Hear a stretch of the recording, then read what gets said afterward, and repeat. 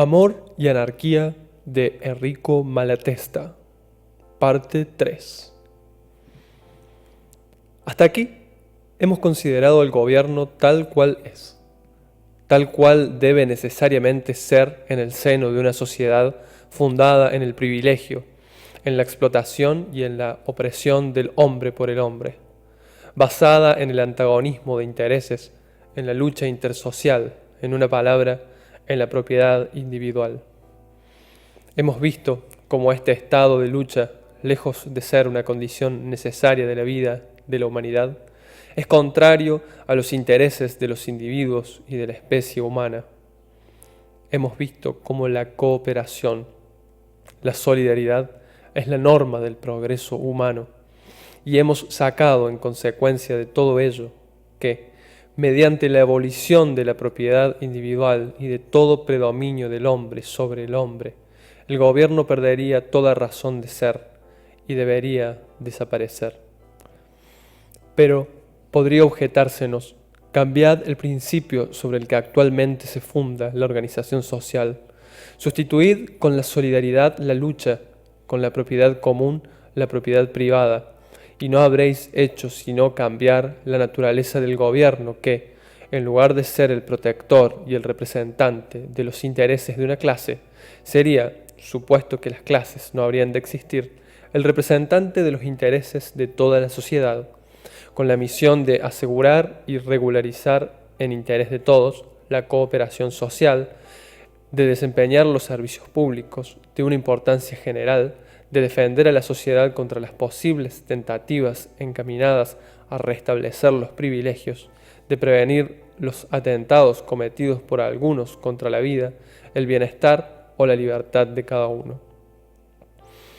Existen en la sociedad funciones muy necesarias que reclaman gran dosis de constancia y mucha regularidad para dejarlas abandonadas a la libre iniciativa y voluntad de los individuos, sin el riesgo de ver caer todo en la confusión más deplorable. ¿Quién organizará y quién asegurará sin gobierno el servicio de alimentación, de distribución, de higiene, de correos, de telégrafos, de ferrocarriles, etc.? ¿Quién tomará a su cargo la instrucción pública? ¿Quién emprenderá estos trabajos de exploración, de saneamiento, de investigación científica, que transforman la faz de la tierra y centuplican las fuerzas del hombre?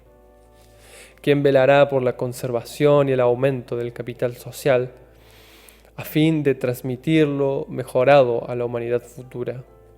¿Quién impedirá la devastación de los montes, la explotación y el aprovechamiento irracional y codicioso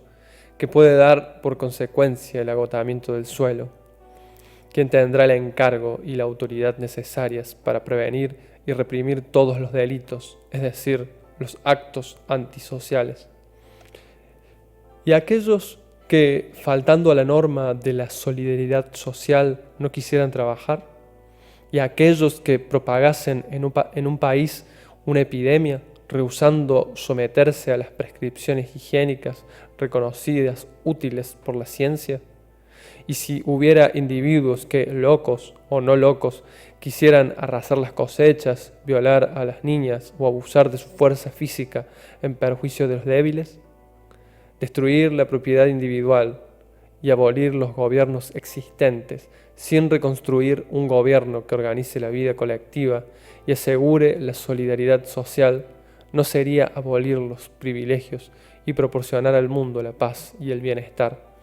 Sería destruir todo vínculo social, hacer retroceder a la humanidad hacia la barbarie, hacia el reinado de cada uno para sí, que representa el triunfo de la fuerza bruta como primera consecuencia y el del privilegio económico como segunda.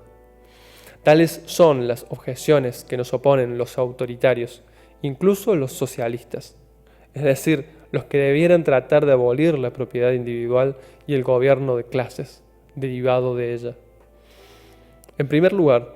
no es cierto que por consecuencia del cambio de las condiciones sociales hubiera de cambiar el gobierno de naturaleza y de función. Órgano y función son términos inseparables.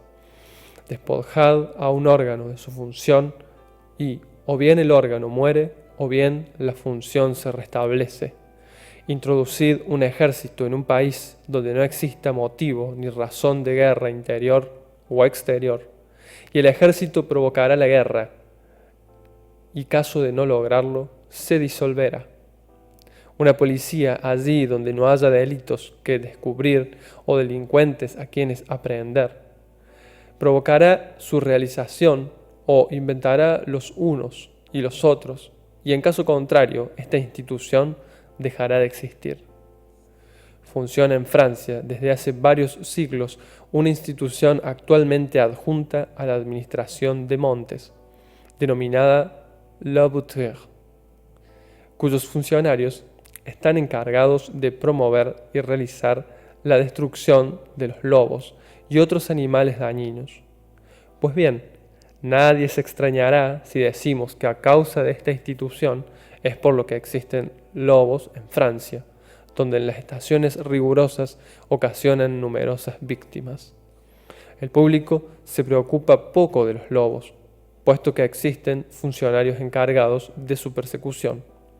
Estos practican su caza, pero de modo tan inteligente que dan las batidas con tiempo suficiente para permitir su incesante reproducción, pues sería lástima que la especie se extinguiera. Así resulta que los campesinos franceses tienen poca fe en la eficacia de estos funcionarios de la administración pública, a quienes consideran como conservadores de lobos, y se comprende qué iba a ser de ellos si los lobos desaparecieran totalmente. Un gobierno, es decir, un cierto número de personas encargadas de hacer las leyes, ejercitadas en servirse de la fuerza de todos para obligar a cada uno a respetarlas, constituyen ya de por sí una clase privilegiada y separada del pueblo. Clase que habrá de buscar intuitivamente, como todo cuerpo constituido, el aumento de sus atribuciones, el sustraerse a la intervención y fiscalización de las masas, el imponer sus tendencias y el hacer prevalecer sus intereses particulares. Colocado en una posición privilegiada, el gobierno se halla en antagonismo con el resto del país, cuya fuerza utiliza diariamente. Por lo demás, el gobierno, aun cuando él mismo tratase de conseguirlo, no lograría contentar a todo el mundo. Si se limitase a dar satisfacción a algunos, se vería obligado a ponerse en guardia contra los descontentos y a cointeresar, por tanto, a una parte del pueblo para obtener su apoyo. De este modo, se reanudaría la vieja historia de la clase privilegiada, constituida con la complicidad del gobierno que, si esta vez no se hacía propietaria del suelo, acapararía ciertamente posiciones ventajosas creadas al efecto y no sería ni menos opresora ni menos expoliadora que lo es la actual clase capitalista. Los gobernantes, habituados al mando, no se vendrían a verse confundidos y englobados con la multitud. Si no pudieran conservar el poder, se asegurarían por lo menos posiciones privilegiadas para el caso en que se vieran forzados a entregar el poder a otros. Usarían todos los medios que el mando proporciona para hacer elegir como sucesores a sus propios amigos, a fin de ser apoyados y protegidos por estos a su vez. El gobierno se transmitiría recíprocamente de unas a otras manos y la democracia, que es el pretendido gobierno de todos, acabaría como siempre en una oligarquía, que es el gobierno de algunos, el gobierno de una clase. ¿Qué oligarquía tan omnipotente, tan opresora, tan absorbente no sería pues la que tuviera a su cargo, es decir, a su disposición, todo el capital social, todos los servicios públicos, desde la alimentación hasta la fabricación de fósforos, desde las universidades hasta los teatros de opereta? Mas, supongamos que el gobierno no constituye en sí una clase privilegiada y que puede vivir sin crear a su alrededor una nueva clase de privilegiados, siendo únicamente el representante, el esclavo, si se quiere, de toda sociedad. ¿En qué y cómo aumentaría la fuerza, la inteligencia, el anhelo de solidaridad, el cuidado de bienestar de todos de la humanidad futura? que en determinado momento existieran en la sociedad. Se repite siempre la antigua historia del hombre encadenado que, habiendo logrado vivir a pesar de las cadenas, las considera como condición indispensable de su existencia. Estamos acostumbrados a vivir bajo un gobierno que acapara las fuerzas,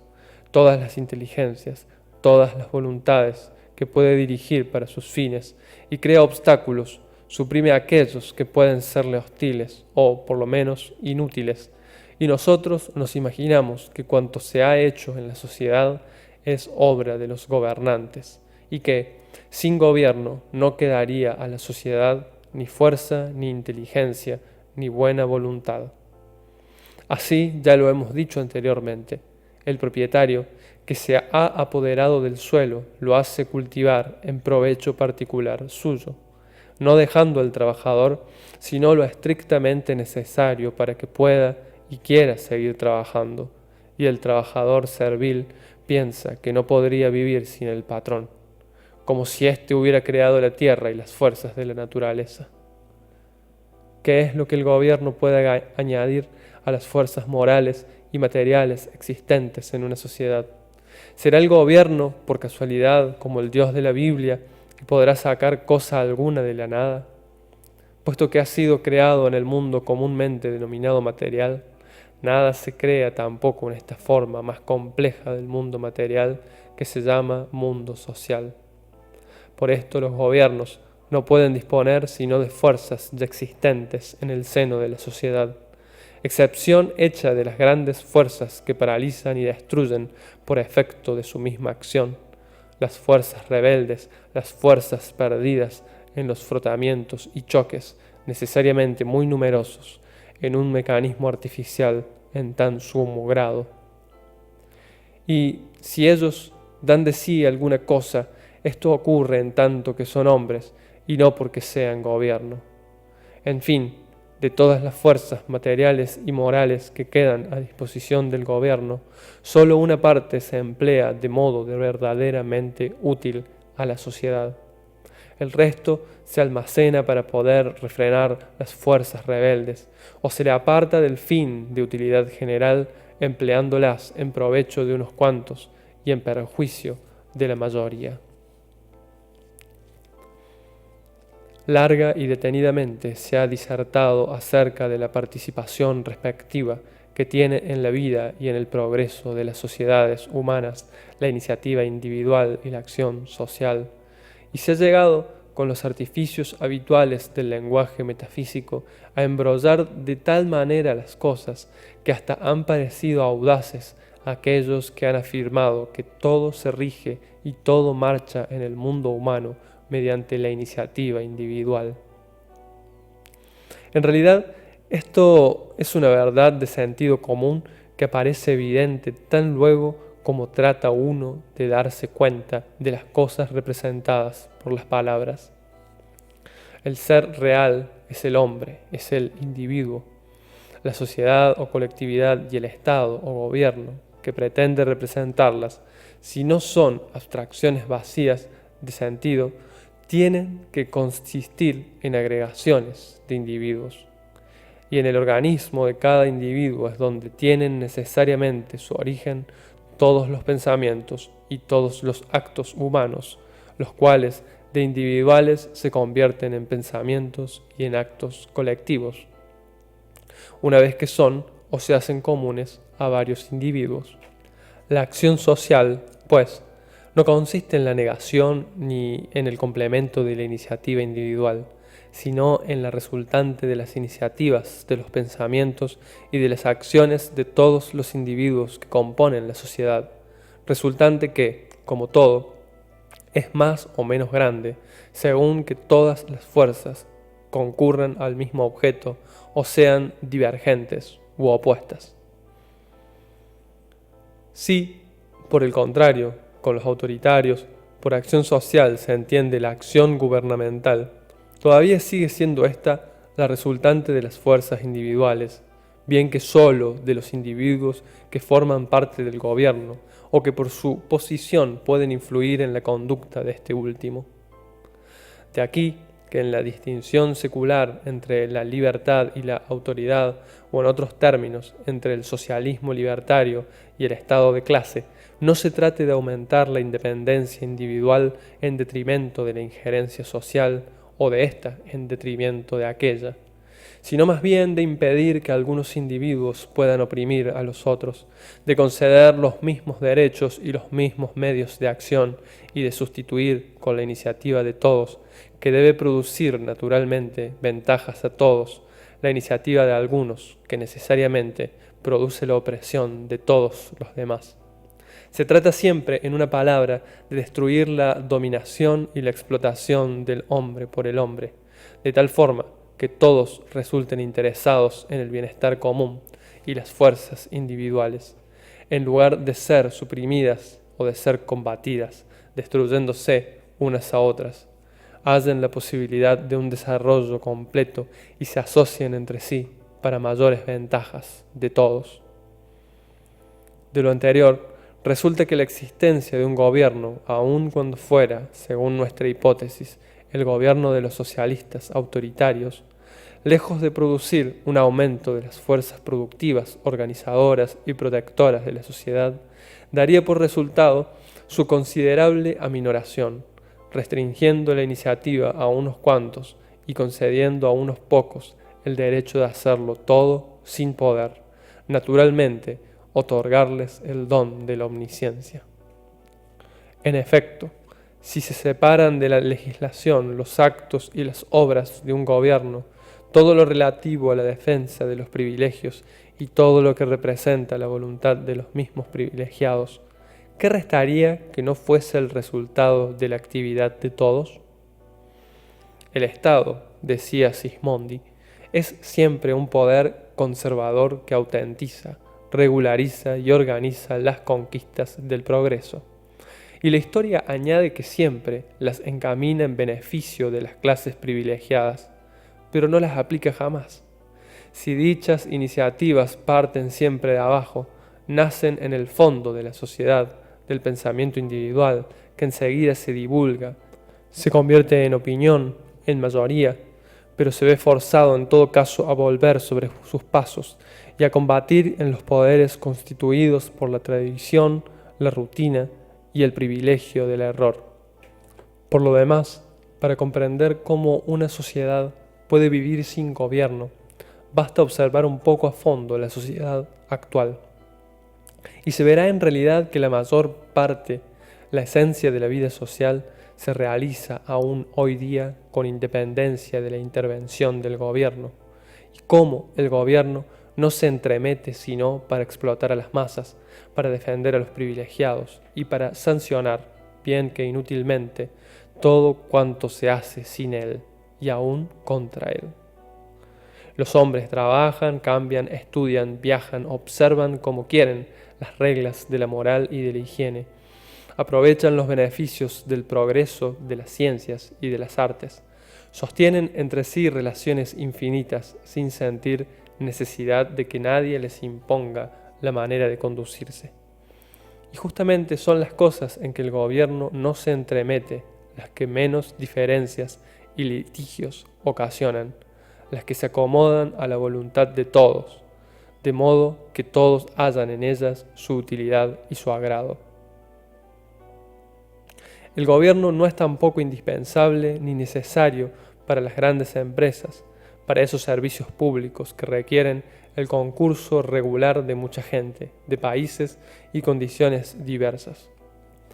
1000 empresas de este orden son, actualmente, obra de asociaciones privadas libremente constituidas y realizan sus fines, según todo el mundo confiesa, del mejor modo posible y con los más satisfactorios resultados. No hablemos de las asociaciones de capitalistas, organizadas con el fin de explotación, ni recordemos cómo demuestran prácticamente la posibilidad y el poderío de la libre asociación, ni hagamos alto en cómo esta última puede extenderse hasta comprender gentes de todos los países e intereses inmensos y por extremo variados. Hablamos únicamente de las asociaciones que, inspiradas por el amor a nuestros semejantes y por la pasión de la ciencia, o solo por el deseo de divertirse o de hacerse aplaudir, representan mejor las agrupaciones tal cual habrían de ser en el seno de una sociedad donde la propiedad individual y la lucha entre los hombres se encuentren abolidas y cada uno halle su interés en el interés de todos y su mayor satisfacción en practicar el bien en obsequio de sus semejantes. Las sociedades y los congresos científicos, la Asociación Internacional de Salvamento, la Asociación de la Cruz Roja, las sociedades geográficas, las organizaciones obreras, los cuerpos de voluntarios que acuden a prestar su concurso y su socorro en todas las grandes calamidades públicas, son algunos ejemplos entre mil que podríamos citar de la fuerza que hay en la asociación que se manifiesta siempre, que se trata de una necesidad o de una pasión verdaderamente sentida, y los medios no faltan nunca.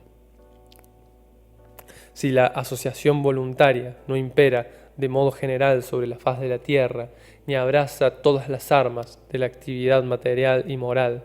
es a causa de los obstáculos creados por los gobiernos, de los antagonismos suscitados por la propiedad privada, de la impotencia y del envilecimiento a que la gran mayoría de los hombres se ve reducida por consecuencia del acaparamiento de la riqueza por parte de unos cuantos. El gobierno no se encarga, por ejemplo, del servicio de correos, de ferrocarriles, etc. Pero, ¿en qué forma y en qué medida acude realmente en su auxilio? Cuando el pueblo, colocado a disposición de gozar de ellos, siente su necesidad, decide organizarlos, y los técnicos no tienen necesidad de una patente del gobierno para dar comienzo a la obra. Cuando más general y más urgente es la necesidad, más abundan los voluntarios para satisfacerlas. Si el pueblo tiene la facultad de pensar en la producción y en la alimentación, nadie tema que se deje morir de hambre esperando que el gobierno dicte leyes sobre el asunto. Si el gobierno debiera ser restablecido, todavía estaría forzado a esperar a que el pueblo haya organizado prima facie para venir mediante leyes a sancionar y explotar lo que ya ha hecho. Demostrado está que el interés privado es el gran móvil de toda acción. Ahora bien,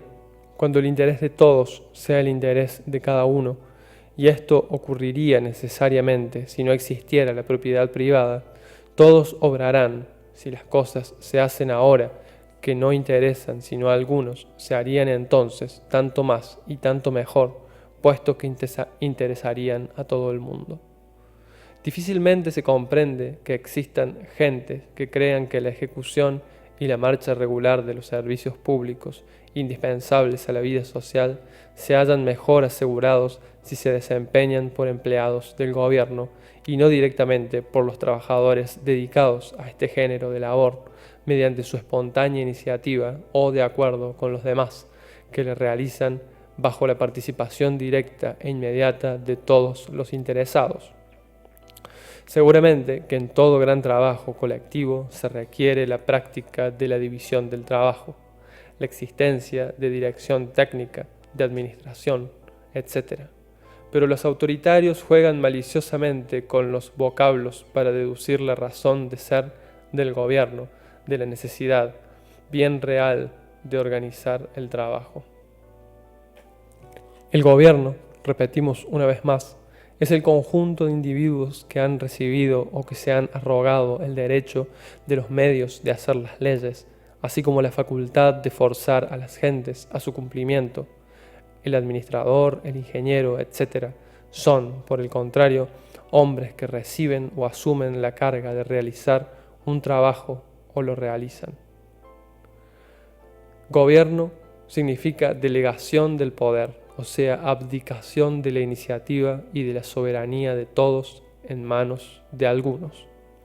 Administración significa delegación del trabajo, o sea, carga confiada y aceptada, cambio libre de servicios, fundado en pacto libremente ajustado.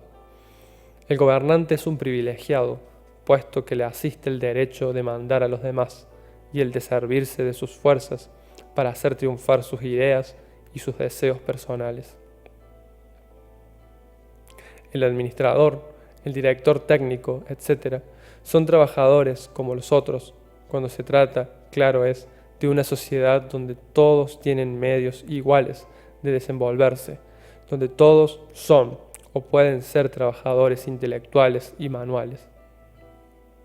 donde todos los trabajos, todas las funciones, otorgan un derecho igual a disfrutar de las ventajas sociales. Es menester no confundir la función del gobierno con la función de administración, que son esencialmente diferentes, porque si hoy día se hallan confundidas, es solo a causa del privilegio económico y político.